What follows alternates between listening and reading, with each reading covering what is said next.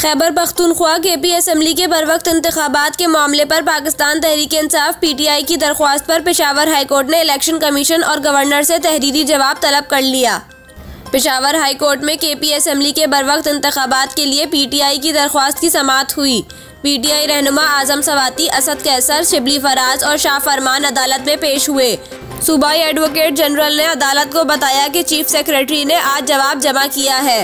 अदालत का कहना था कि गवर्नर ने जवाब जमा नहीं किया। गवर्नर हमें बता दें कि क्यों अभी तक तारीख नहीं दी। एडवोकेट जनरल का कहना था कि आइन के मुताबिक गवर्नर के पास तारीख देने का अभी वक्त है।